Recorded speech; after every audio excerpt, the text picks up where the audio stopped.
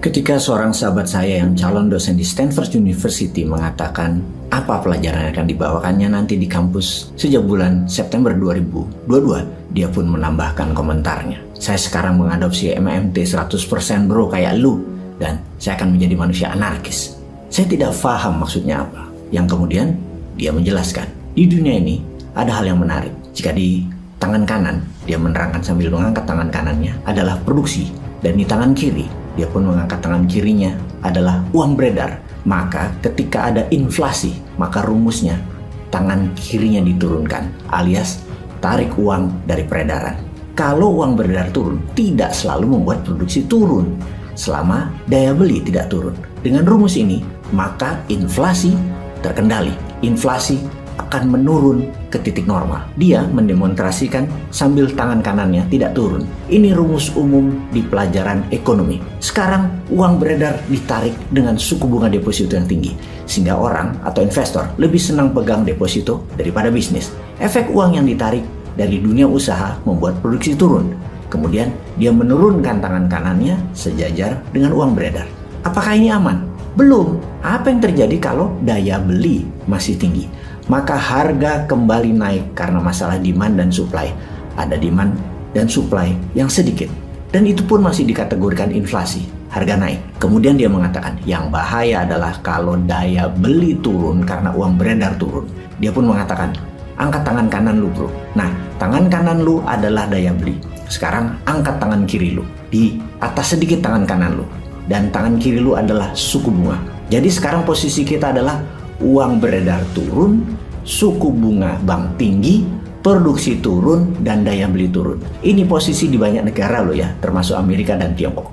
Apalagi Indonesia yang daya belinya menurun terus. Sambil dia mengatakan turunkan deh tangan kanan lo. Nah, itu posisi kita sekarang sambil dia menurunkan tangan kirinya lebih rendah lagi, alias uang beredar rendah, dan juga tangan kanannya merendah lagi, alias produksinya rendah. Oke, kita balik sekarang ke posisi dunia, dirata-ratakan. Saya dan dia pun kembali dalam posisi semula. Uang beredar turun, suku bunga bank naik, produksi turun, daya beli turun, suku bunga dolar tentunya. Sekarang kita bicara growth atau pertumbuhan. Pertumbuhan ekonomi lebih melihat jumlah barang yang dihasilkan seperti ekspor lebih tinggi daripada impor misalnya. Kalau inflasi rendah, maka pertumbuhan pasti baik. Kalau inflasi tinggi, tidak selalu pertumbuhan buruk. Bisa baik juga. Kecuali hyperinflasi, pasti tidak ada pertumbuhan. Dan saat ini ada anomali baru, jarang terjadi di masa lalu, alias 100 tahun dunia modern ekonomi, yaitu terjadi di mana suku bunga tinggi tetapi inflasi tinggi.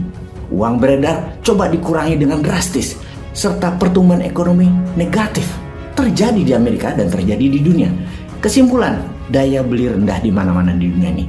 Terjadi penurunan demand. Namun ada hal yang kita jadi teringat adalah jumlah uang beredar di seluruh dunia beserta hutang dan bond ternyata senilai 120 triliun dolar, di mana kekayaan dunia atau world wealth atau GDP dunia ada di angka 100 triliun, alias ada kelebihan 20 triliun dolar yang tanpa underlying. Dan ini baru pertama kali di dunia terjadi jumlah yang kelewat besar, yang menakutkan.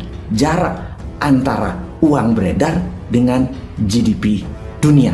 Kita lompat sebentar. 100 triliun dolar GDP dunia, di mana negara G20 seperti Amerika 25 triliun dolar, Tiongkok 20 triliun dolar, Jepang 4,9 triliun dolar, Jerman 4,3 triliun dolar, Inggris 3,4 triliun dolar, Perancis 2,8 triliun dolar, Italia 2,1 triliun dolar, Rusia 1,8 triliun, Indonesia nomor 15 atau 16 kira-kira 1,1 triliun dolar. Total negara G20 itu menguasai sekitar 73% GDP dunia. Dan ditemukan fakta bahwa ternyata bond dan uang beredar nilainya 120 triliun dolar. Ini bahaya, asli bahaya. 20% uang beredar dicetak, tidak ada underlying projectnya. Maka terjadi anomali baru, suku bunga dinaikkan berkali-kali, ternyata inflasi tetap tinggi. Bahkan kalau suku bunga dinaikkan double digit di atas 10%, agar 20 triliun itu bisa ditarik dari peredaran, tetap akan membuat inflasi, akan tetap membuat daya beli turun, juga produksi turun, pasti tetap membuat depresi alias ekonomi negatif pertumbuhannya, karena tidak mungkin duit itu ditarik. Semua pakar ekonomi dunia saat ini sesungguhnya panik. pemimpin di banyak negara sedang panik. Karena itulah banyak yang mengatakan di tahun 2023-2024 ke depan dunia ekonomi masih terlihat gelap. Bagaimana menyelamatkan ekonomi dunia ke depan? Ini yang dikatakan mitra dan sahabat saya itu. Kita harus anarkis, tebas sistem lama yang doesn't work, ubah yang baru.